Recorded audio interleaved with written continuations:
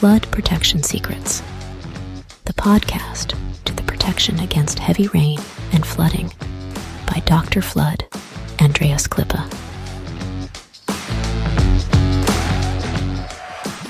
So the big challenge is, how can house owners like you and me get a flood-free home?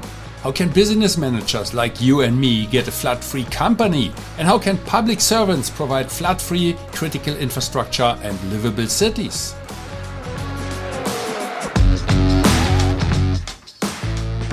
Flood Protection Secrets, the podcast by Dr. Flood, Andreas Klippe.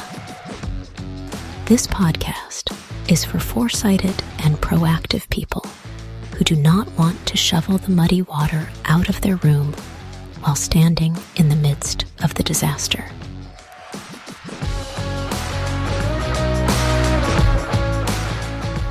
Therefore, those who design and plan, the architects and engineers, need to construct such buildings and cities, and that even when the entire environment is completely flooded. That is a challenge, and this podcast will give the answers. Flood Protection Secrets, the podcast by Dr. Flood, Andreas Klippe. Last time we talked about homeowners, and today I want to talk about your company, whether you are the business owner or an employee. And what does it mean when heavy rain meets your company? How to protect the company from the destruction caused by floods and heavy rain. And whether you are a business owner, so you own this company, or you're an employee, heavy rainfall makes no difference. And I want to give you a report about a hotel that was hit by devastating rains.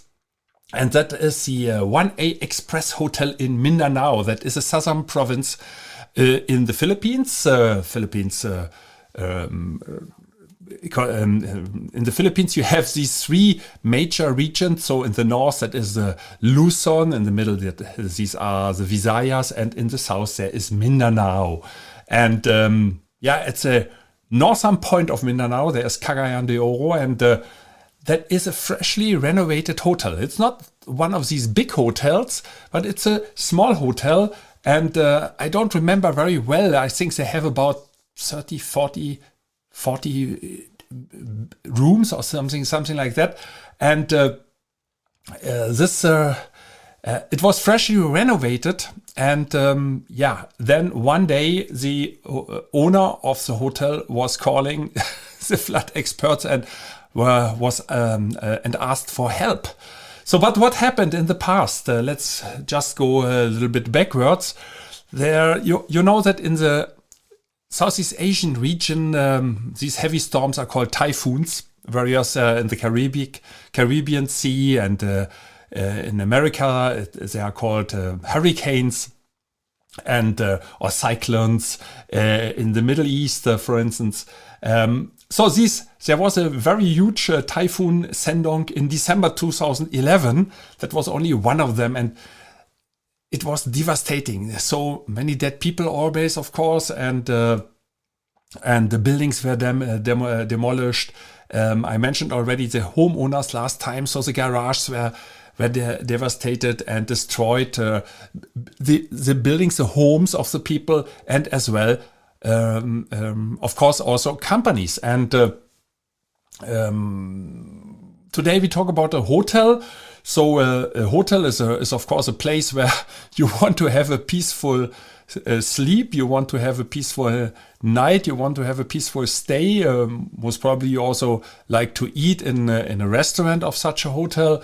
So it's a kind of haven. So you should feel safe. But when such typhoons hit the country, such heavy rains, then of course you are not safe at all. And it went worse in September 2018. There was one of these super typhoons, and the name in the Philippines is still Ompong, and internationally the name was and is Mangkhut. That's a little bit strange because the Philippines give national names for the typhoons, so it's sometimes very confusing because there is always a national and an international name. But anyway, it is one of these super typhoons, September 2018, and this hotel was already flooded, and then they were renovating everything, and now they were, of course, afraid that it could happen again. And due to climate change, everything is getting worse and worse regarding the weather. And that is a wise decision of a hotel owner to think about it, because what can happen in such a hotel? And first of all, when I see it with the eyes of the owner, so the owner has given all his money, has invested in the lot, in the building, in the construction, renovation most probably, all the interior design, the accessories, all the goods, and that is a lot of money. And with one heavy rainfall, all this money can be gone. And in case of loans with the banks, you face terrible problems, because the first thing is that you don't have guests anymore. So, but let's go one step backwards. What will happen when heavy rains arise? Then the water will first normally find the way where it can enter easily the premises. And in case of basement parkings, the water will flow to the basement parkings. The One Express Hotel in Mindanao was not having a basement parking, but I have seen so many 5-star hotels in the world, and I tell you, most of them have basement parkings. And that is sometimes, not sometimes, most of the time, there are huge villages underground. That means that is where the real life of a hotel takes place. And that is where the laundry is located, where preparatory work for the restaurants is done, where the warehouses are, of course. Very often the engineering department is located in the basement, the carpenter, all these repair service electricians, and the storage rooms, the warehouses for all these festivities. Just imagine, perhaps you celebrated already Christmas in a 5-star, in a big hotel, and then you wondered perhaps where this beautiful decoration is coming from, or you celebrated a wedding, and you also have suddenly very nice decoration.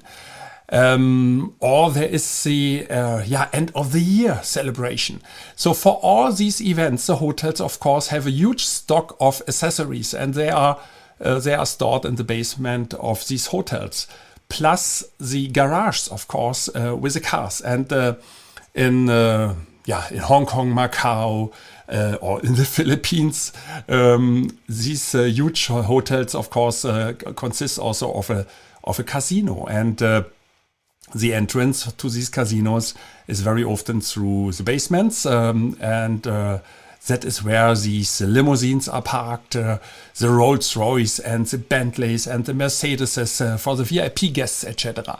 And that has a huge value, and that is what will be damaged first. Second is, of course, that the water will go through the main entrance of the hotel, through to the lobby, and will flood all the beautiful carpet and the lobby and rooms that are associated and connected to the lobby. One of the next is the beautiful garden area, the swimming pool area, the wellness center. And one thing what should not be forgotten are the generators. The generators very often are located at the ground floor or at the basement, but that is a vulnerable area. And the moment you lose the generators, you lose the control over the hotel. So that is the first thing what a hotel should protect. And all these things are very challenging for the hotel owner and the management. But for the employees, what does it mean as well? I mean, they should also be concerned, because the moment a hotel is hit by a flood, it can be, you can estimate that for the next 6-9 months or even longer, this hotel cannot operate anymore. That means most probably most of the employees will lose their jobs, and they will send home. In the Philippines, there's one expression that is no work, no pay. That means these people will lose the jobs, and whether the hotel will open again or not, that is another challenge. So, third, what does it mean for the guests? The guests have to go to another hotel. Normally there are other hotels. There's always somebody who will take benefit out of the disaster of a third party. And the moment the guests will come back to this hotel, means after the renovation, then the hotel must attract them with huge discounts and attractive prices. If not, the guests will not come back, because the internet will be full of bad news about flooded rooms and the garages and destroyed cars, the restaurant area, perhaps the breakfast room area, and so on. So who want to spend a night in such a hotel? That is, of course, the challenge for the owner, the employees, and the guests. And the question is, what happened in other hotels? I mentioned already these challenges, and you find more and more examples from all over the world, whether it is in America or it is in Asia, in Europe, or in Australia, where hotels were flooded. And yes, of course, there are solutions to protect. And in our case, the 1A Express Hotel in Mindanao, the owner was contacting the flood experts and was really afraid that very soon after the renovation, this beautiful hotel, could be flooded again. And there was one challenge, and that was a very specific challenge because that could not be solved with construction, because what people very often do is they try to elevate something, they construct them, they put walls in front of the building, but at the end of the day you always need an entrance here and there. And what this 1A Express Hotel in Mindanao has done, and how others can protect the entrances and the generators, the wellness center, the swimming pools, etc. That is what I'm going to tell you in part 2, when heavy rain meets your company.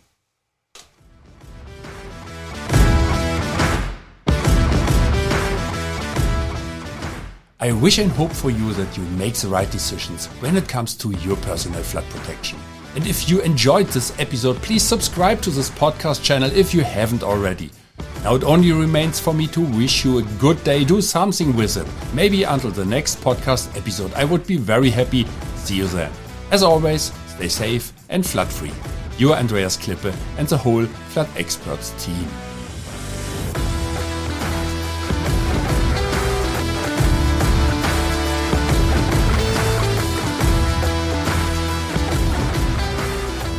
That's it again with the new episode of Flood Protection Secrets, the podcast by Dr. Flood, Andreas Klippe, German engineer, book author, and head of the Flood Experts.